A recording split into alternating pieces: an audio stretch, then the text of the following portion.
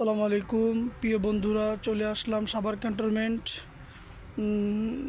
সাভার ক্যান্টনমেন্টের ভিতরে এটা হচ্ছে পদাতিকের বেস, ওদের একটা অফিস। চলে আসলাম সাভার ক্যান্টনমেন্ট। সাভার ক্যান্টনমেন্টটা খুবই চমৎকার, খুবই সুন্দর, মাশাআল্লাহ। অনেক বড় জায়গা নিয়ে করছে আমাদের ঢাকা ক্যান্টনমেন্টের মতো।